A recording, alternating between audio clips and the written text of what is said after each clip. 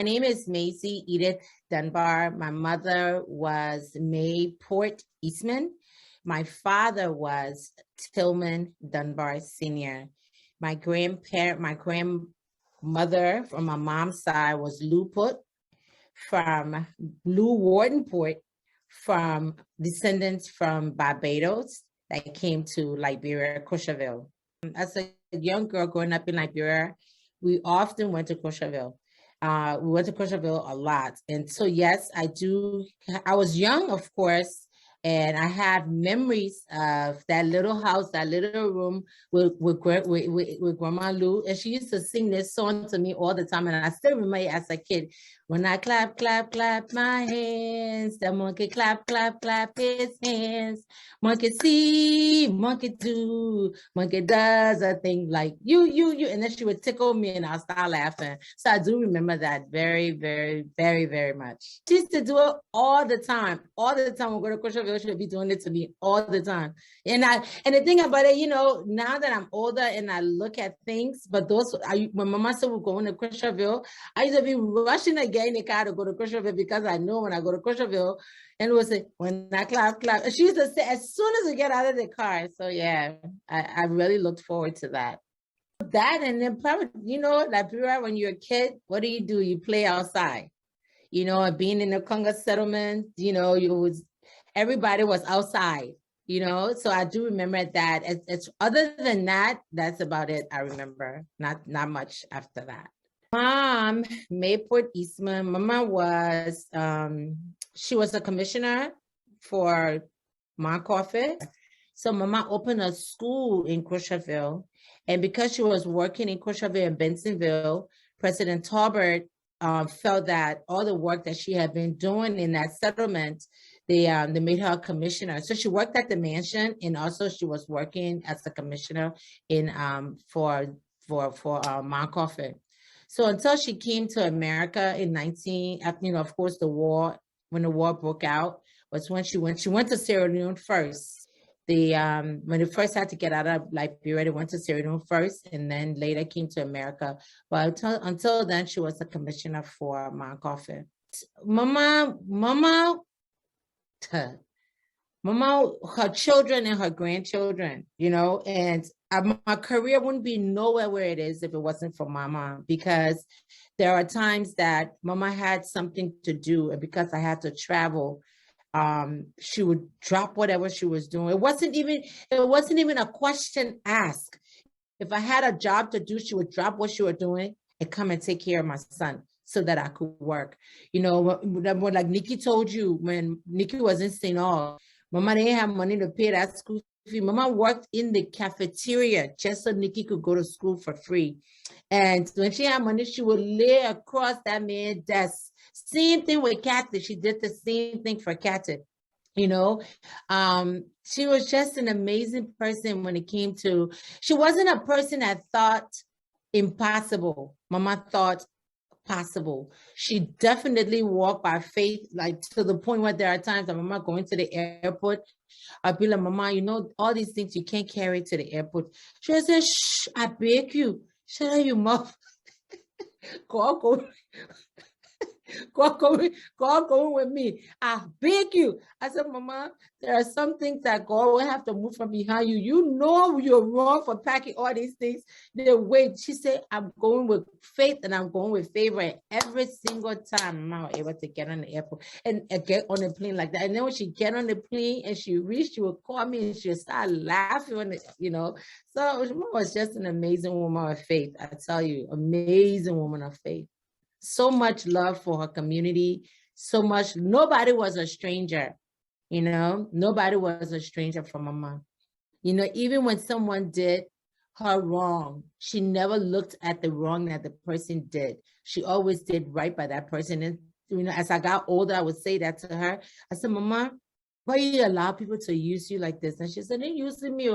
They're using that because what I'm doing for them, I'm doing it for God. And I can honestly tell you, as I traveled and navigated my way through the continent, especially when I first went home, people are like, how can you do things in Nigeria? You're alone.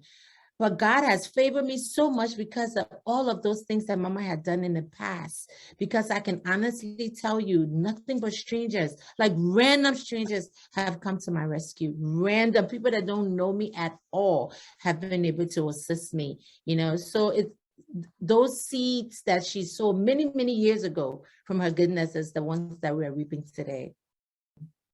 I think Mama's best quality was her resiliency. You know, her resiliency, that was one of her best qualities, her resiliency. Mama never thought, you know, I have to do what I have to do for my child or my children. I remember when Kathy was younger, Mama would wake up early in the morning sometimes, you know, to take Kathy to school. And Kathy hated it. You know, all her friends, they're going to the bus stop by themselves. Mama ain't that cool. So the point where Kathy would cross the street and act like she didn't know Mama or whatever, but Mama didn't care. Mama didn't care. She woke up every morning, she did it. When Mama lost a job, Mama didn't worry about losing a job. Mama did whatever that she could do in an honest living to take care of her family, she did it. There's so many memories of Mama, you know. I think one of them, because one of my things for this year is, my theme for this year is wisdom. And as I navigate through my 50s and I think about her, I think my fondest memory of Mama is exercising wisdom in all things. And that little voice that she would have, instead of saying, because my hair was so hot, I'll never forget Echo, the other one. Maybe I would edit it. I don't know, but I was talking anyway. I don't know. And then another one was, at one point, Stevie wanted to marry me. And I didn't think that he was ready. So I said no. So she was so upset because when she knew Stevie wanted to marry me, she was so happy. She went to her grave wanting me and Steven to be married, amongst everybody else, I guess. So, so I said, Mama, I'm not going to marry Steven. Steven got pineapple eye all over the place. So she looked me dead in my eyes. So she said, well, and the thing about it is, anytime Mama knew she was getting ready to say something out of order, because she was such a Christian woman, so she knew when she came, if she was going to use a curse word, I said something, and she knew she would have this crack, she would crack this smile inside of her face, right? So she said, so you don't want to marry Steven? I said, no, Mama, I do not want to marry Steven, so leave me alone. She said, yeah, so you want to walk around, just be ice cooler for me. Every time they want to get hot, they come to you to cool them off.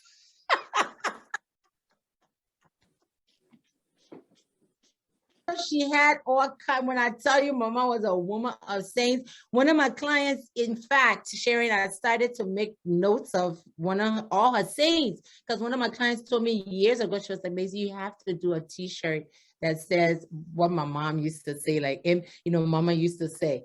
She's like, because Mama was so wise. Mama was so wise. And, you know, oftentimes I read her obituary and I look at Lady, I look at Nikki, Kathy, Jackie, and myself. We all are so much like Mama. We're so much like Mama, like looking out for people, we're trying to break barriers and being so resilient. We're so much like Mama. Her kind spirit, all of that, so much like Mama. It's amazing to me, you know, that we're so much like her. But Mama was something else. So Mama, her favorite saying was, the reason why when she was married to Daddy, she always had her own. And she told me one time, I said to her, I said, Mama, when she came to the set, I said, Mama, you always been so hardworking. Why you just always had your own? She said, Tinte, a rat with one hole is a dead rat. And I'd be damned if I was ever going to be a dead rat. So, and that have always stuck with me. Like, it's always stuck with me. She was very, very wise, very wise. You know, so those are all my memories of her. And I just think about those things. Sometimes I talk to my siblings, we laugh about, you know, if Kathy may do something or Lady may do something, I said, oh, that's a Mayport move right there. And we start laughing about it, you know. So her legacy is definitely in us, you know. I mean, the people have all kinds, and the thing about it is, where nowadays with these kids, you talk to them, they're like, "Oh, you're breaking their spirit. I'm broken." I'm like, in Liberia, the kind of things your parents would say to you, and teachers would say to you, you will really be broken, you know. But I think all of those things, and I laughed because I knew it came from and she laughed because I know it came from a good place, you know. Yeah, I mean, Mama all kinds of stuff. When I first bought my condo, and I was very intentional about not, because I was a single mom, I never wanted to acquire a lot of bills for myself. So I only bought things I knew I could afford. And because I worked for myself as an entrepreneur, my cost of my income was 100% based on someone else's. So maybe the first 6 months when I first bought my condo, I didn't have any furniture. So every time she used to come to the house, I said, "Mama, room was not built in one day. That's what you told me." So 6 months later, she came. She said, "Tinte," I said, "Yes, Mama." We said, I didn't have living room furniture. I had dining room furniture. We're sitting at the dining room table. It was a Sunday afternoon. She said, "Tinte," I said, "Yes, Mama." She said, "Please tell me when room will be built."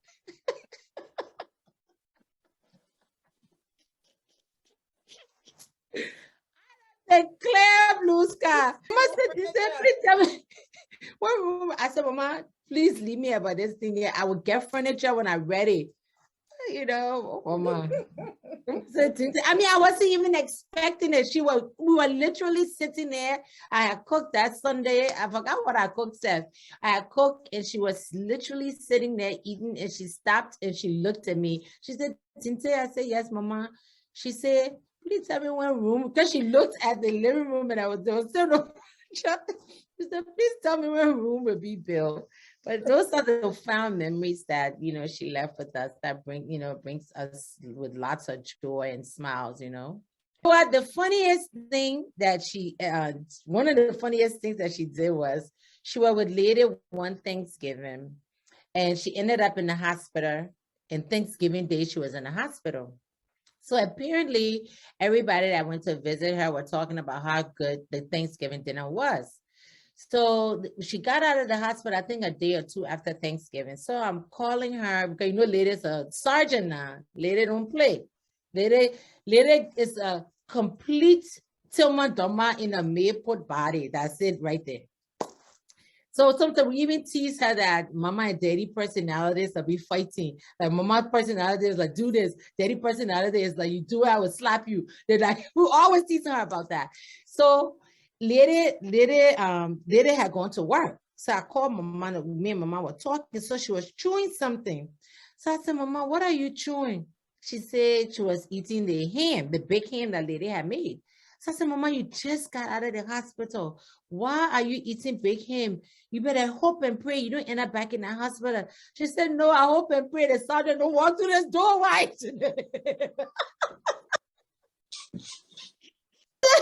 So, I mean, and she started laughing because she knew she was being bad. I'm like, I said, "Mama, you better hope and pray you don't end up back in that hospital."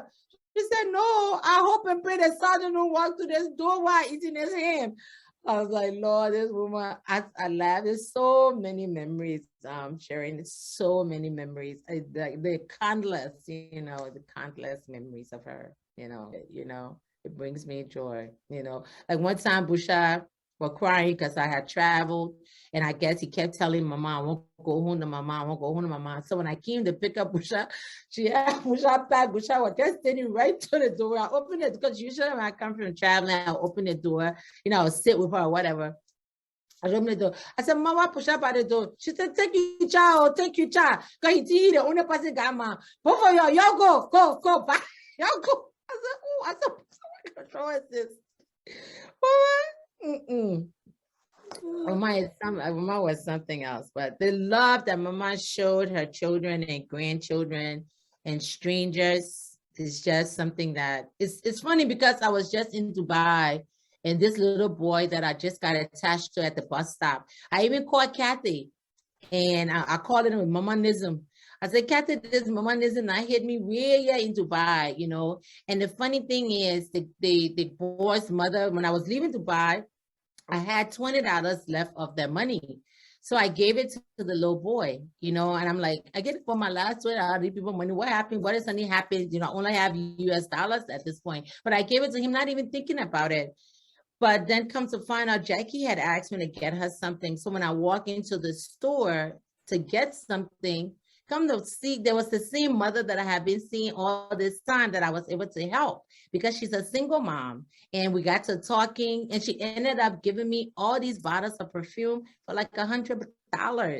Yes, like 5 bottles of perfume using her discount because every morning I would see her son and me and her son would play. And it just really, and I know it's just mama's spirit. It's you know, her spirit lives in me as I travel around the world. And I'm very clear about it. You know, I'm very clear about it. My degree is in computer information systems.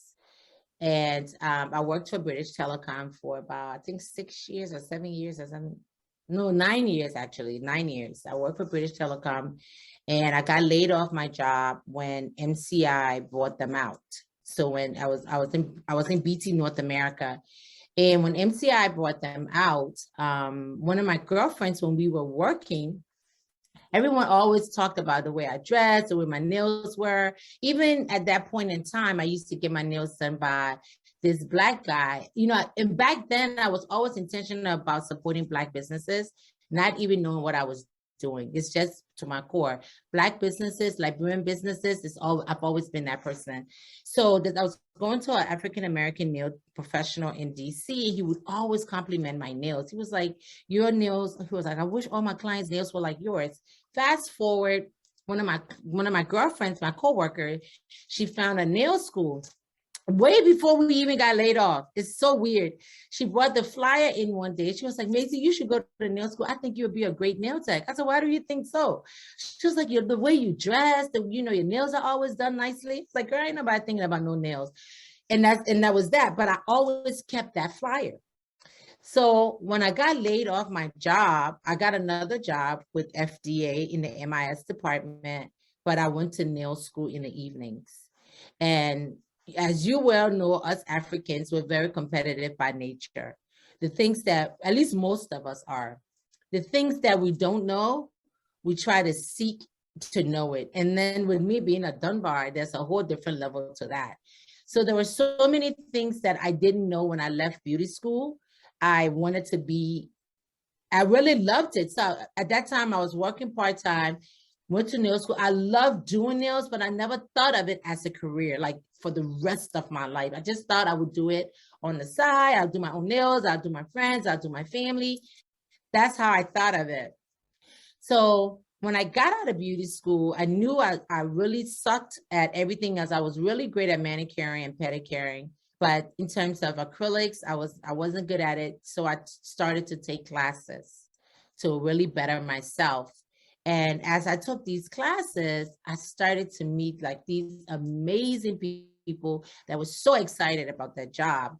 And 6 months later, I didn't have a clientele. I quit my job as a system analyst. And here I am 30 years later in the beauty industry. You know, and I can't say it's been easy. It hasn't, because when I first got out of beauty school, I was working in a barbershop. My first job was a barbershop. And then I ended up in a hair salon. But when I ended up in a hair salon, I was working as a commission operator, but it was a hair salon that only had booth renters. So the owner really did not want anybody to be commissioned. I think it was, now that I'm older and now that I know the business, I think it was just a thing that she didn't want to pay taxes. You pay your booth rent, you pay me my booth rent, and that's that. So she said to me, I gave you 2 months to build your clientele, because in 2 months, you're going to have to rent. And I had a really nice space in the back of the salon. And at that point, Sherry, I was at bus stops, pulling people off bus stops, offering free manicures. And then I started to tell the hairdressers, can I shampoo their clients? Because I knew if I shampoo their clients, they would like my personality. And then I would get them in my chair. And I did over 1,000 free manicures. And then I had a strategy with when I started to do acrylic nails, I knew my acrylic nails weren't going to last. I wasn't very confident. So what I did was I had this thing, even till today, I still do it with my cosmetic brand. I had this thing where I called it the 2-day callback. So the next day I will call the people and thank them for coming to, coming to get their nails done by me and follow up with their nails. And I will offer them a free polish change for them to come like the following week. So if they came the following week, it allowed me to see if their nails were broken and allowed me to look busy. So then people were like, wow, she's always busy. Some people thought I was good because I was always busy, but nobody knew I was doing all this stuff for free. All this stuff for free. In my case, I didn't look at it like I was doing it for free. I just looked at it as I got to get a skill set. And I knew the fake hand that I had from beauty school was not going to give me the skill set that I needed. So that's what I did it that way. So Blood for Joy Cosmetics was born after my mother passed. So I did makeup before I even did nails because makeup came to me naturally. And the mixing of colors, the chemistry of colors, like even in my salon, everything was customized. No, none of our clients, our clients went out, we said, oh, I like your polish. They could never tell you because I mixed a lot. It's just, that's what I do. So it's my gift from God. So when my mom passed, I started to think about makeup. I was like, I have to create a legacy in a different way. I knew that I would be in the beauty industry until I died. That much I do know. I'll probably be 120 if I live that long and still be trying to do something in the beauty industry, whether it's impactful or services.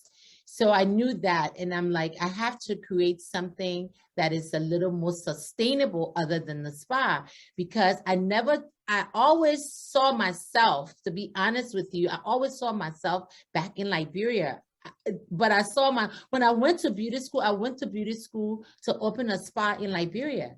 So, but I guess God he's using me in a different way in terms of educating them, because I don't desire anymore to open a school or a spa in Liberia. What my desires is to help the people that have these schools and have these spas level up.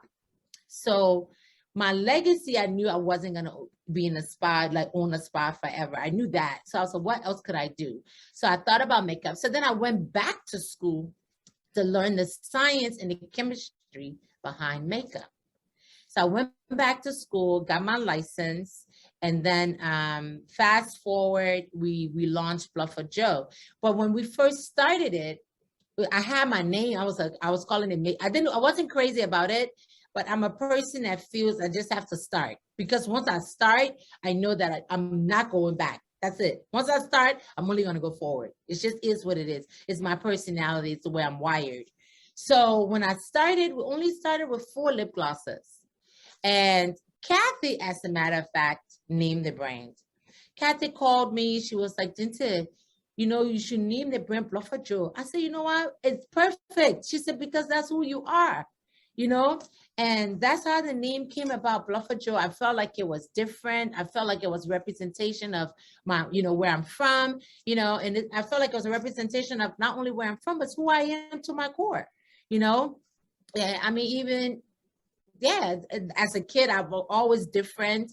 I always wanted to be different. Even in Bidari school, Miss Tata used to take my nail polish every day from my fingernail, So for me, the Blood for Joy pathway is who I'm destined to be. It's who God made me to be. So that's how Blood for Joy got started. And for many years, it coexisted with my spa. So I really didn't. We had a website. We had a store, but most people came into the spa and purchased from the store because we had the products there. So I never really made an effort, should I say, to really push it up until 2018 when I closed the spa and I decided to go full-time with Blood for Joy. And we have an e-commerce store now, and it's been a game changer because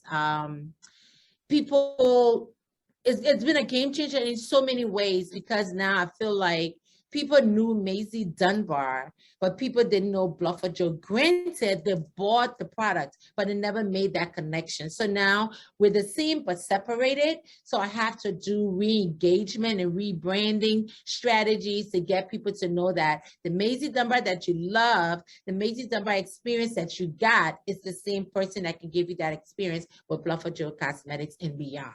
So yeah. So since I've been going back to Liberia, of course, because I'm Liberian, when I first took Bluffer Joe to the continent, was my first time even on the continent after 38 years. But let me tell you how amazing this God is. As you well know, but we haven't gotten to that part, but I'm a celebrity manicurist and makeup artist. So I've done Vogue, I've been written up way before Richly Boy Essence, done work with Essence, written up in Essence, Harper's Bazaar, all these different magazines I've worked with and been featured in. So I was called to go to Ghana. I had to speak in the UK, and then they asked me to go to Ghana to cover Fashion Week by a magazine based out of New York. So I was like, sure, I'll go. I want to go to Africa. You know, so Ghana was my very first place when I went back to the continent after 38 years. And when I got to Ghana, I was like, oh my God, this is off the charts. But I went there for Fashion Week, and I ended up staying in Ghana for 3 weeks, I think. So the 3 weeks I was in Ghana, I started to do market research on makeup and the quality of makeup. And even in the US, granted it's a crowded space, but it's a lot of junk out here. And I really, for me, I'm very ingredient savvy. So I was looking at people's skin. I was like, oh, these people's skin look horrible. They got all this makeup on and all this stuff. So fast forward, 6 months later, we launched in Ghana. We did our first launch in Ghana. There's a spa that I ended up working with to train their staff, that she had 8 locations. She was the very first person that, you know, blessed me to carry Bluffer Joe in her spa. I was able to hire makeup artists in Ghana. So Ghana, I'm dear to Ghana in that way, because Ghana opened up my eyes to know what the capabilities are for the continent.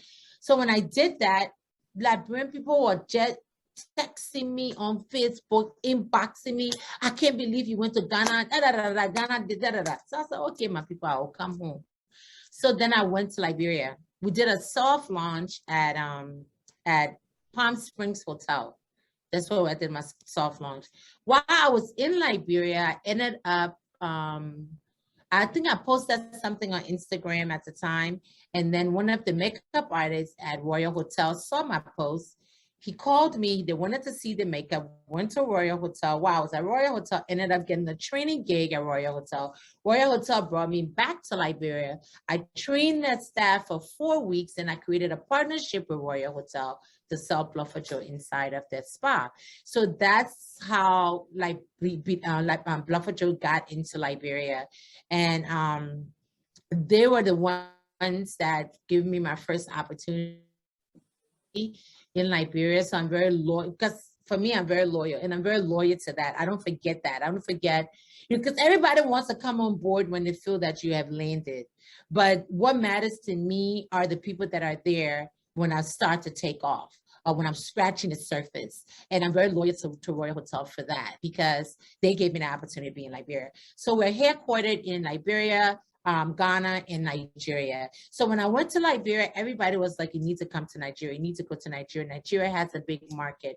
But what I would say is, yes, Nigeria has a big market, but you have, there's a very small part of that market that you have to crack.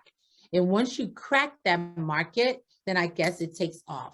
Just like South Africa is the place to be for Southern Africa. Nigeria is the place to be for West Africa. Then next is Ghana, and so on. So I had to get to the point where I had to step back and really focus, because I found myself, people saying, oh, go to East Africa, oh, go here. And then me, I'm an entrepreneur, so you're thinking, okay, I should go ahead.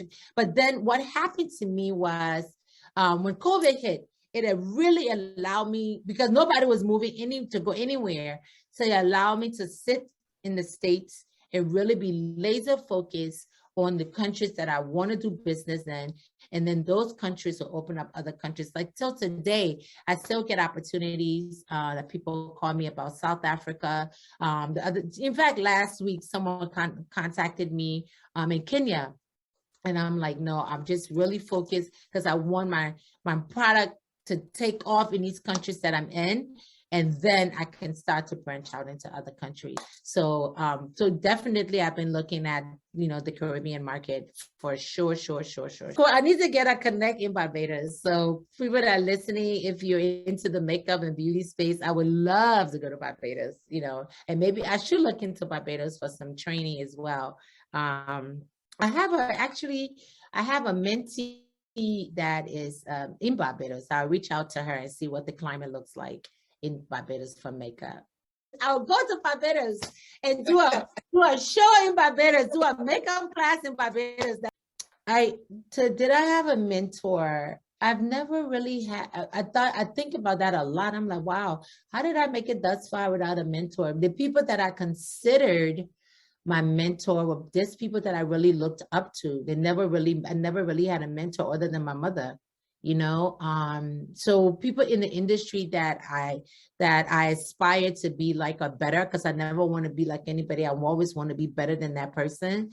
Jan Arnold, the owner of the company that makes shellac called C&D. I worked for them for about 14 years of my career as an educator. I am the international brand ambassador currently. And I just love Jan. I love what the company represents.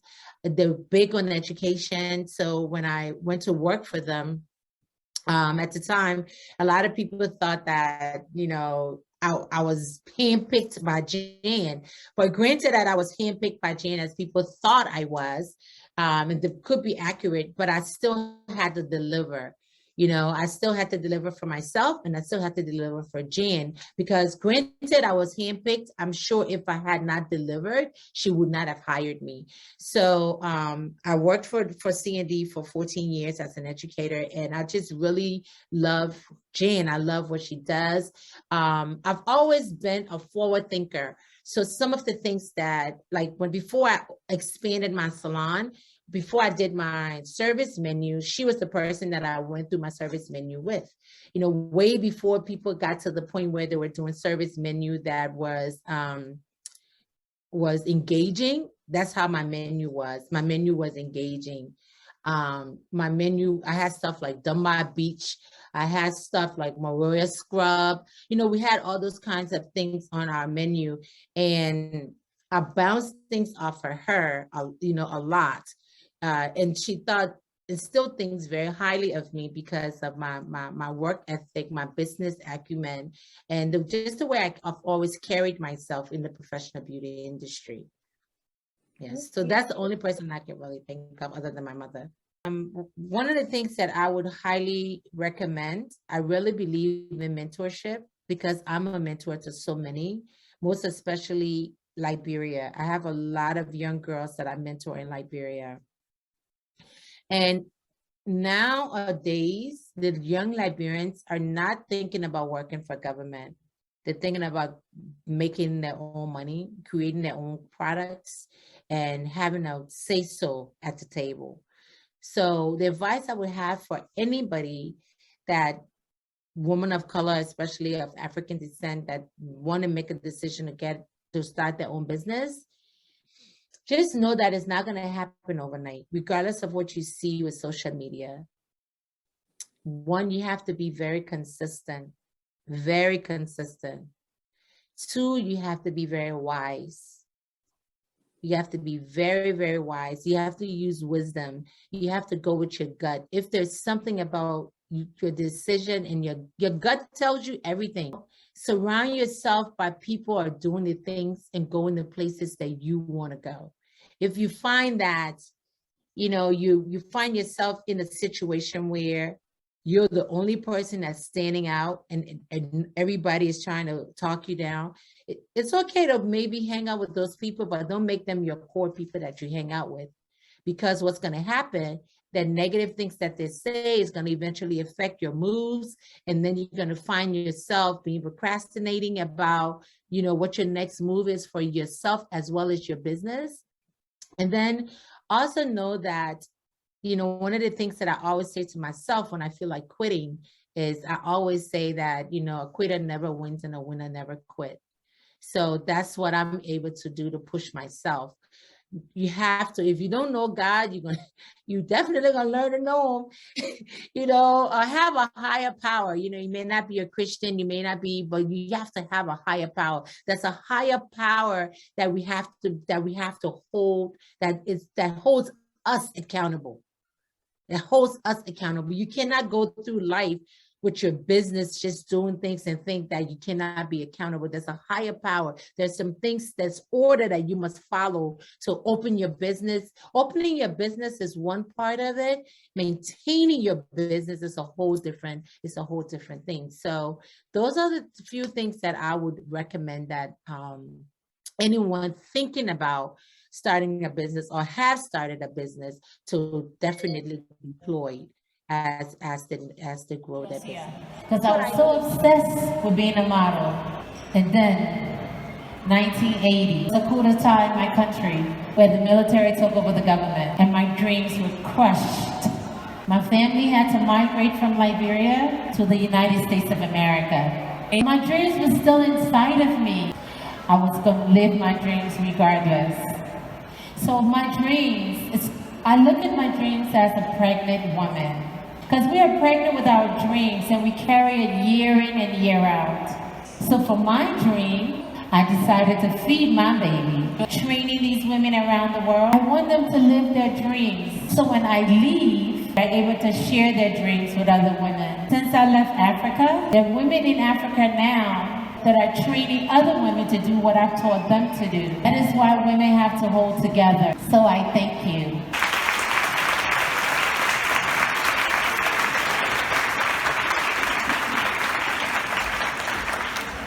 That's what I know the V-ring to be. Growing up, my mom used to say that, the V-ring is the victory. Let me do my finger like this. The V-ring is the victory ring. So what I'll tell you the reason with and nowadays, you have all these different styles. The style that I have has a little bit of texture. You can have the plain one. My sister Kathy got the plain one. I bought the plain one for Kathy, but I like texture. I'm a texture girl. So for me, with my V-ring, when I put on my V-ring, especially, oftentimes I find myself subconsciously putting on my V-ring when I'm about to do an interview or when I'm about to make a business move. I don't know. I gravitate towards the ring. So that's my sentiment with the V-ring because it's victorious to me and it's the victory ring as it relates to Liberia, My favorite Liberian food is actually dry rice and fried fish. That's my favorite. But it had to be good dry rice, so everybody can make dry rice. I love really, really good dry rice and fried fish. That's my favorite Liberian food. Where my dad would want to be remembered as a man. He was a Hellcat, so no, they're joking. Now, he won't be remembered as a Hellcat, but people remember him as a Hellcat. Daddy would want to be remembered as a man that was very fair. Growing up in Liberia, I didn't think Daddy was fair. I actually thought he was wicked, but he was just a disciplinarian. He was an equal opportunity person, and what he didn't do for one, he didn't do for the other. And if he did something wrong, whether you were his child or not his child, you were corrected, So that's how Daddy would want to be. Daddy was very fair. Mama, her memory would be a woman of God. She was a soldier for the Lord. She was definitely a soldier for the Lord. Two things Mama always did whenever she moved somewhere or visited somewhere, she found a church and a bank. That was it. She didn't care where she went to worship God. She was an Episcopalian and a Pentecostal, but she didn't care. As long as she was in the house of the Lord, that's what mattered to her. So those are the ways that they will want to be remembered. Oh, Rat Trap, that was her nickname.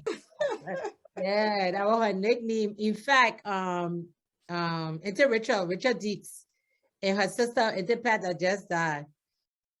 She says, Auntie Pat used to say, Tinte, the way I see you moving, so you moving, just a rat trap. Oh. I said, Tinte, hey, Tinte, what child I listen, it won't be a child for you to support.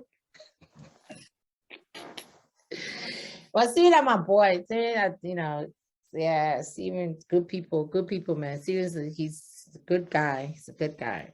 He's a good guy. And like I said, and that's why I put that as a caveat, because, you know, when a woman is young and a man is young, a woman's responsibility to her child is going to be different. Steven was young, you know, and Steven was already grown up, and then, you know, he was young, he was just doing him.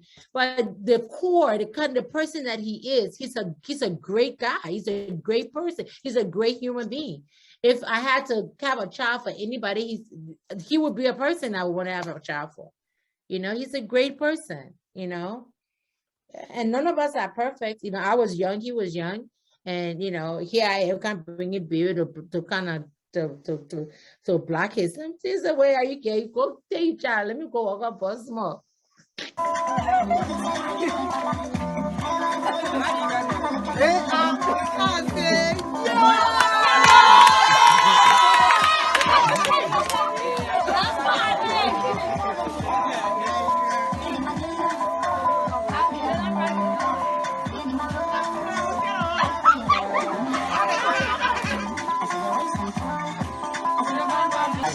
Good.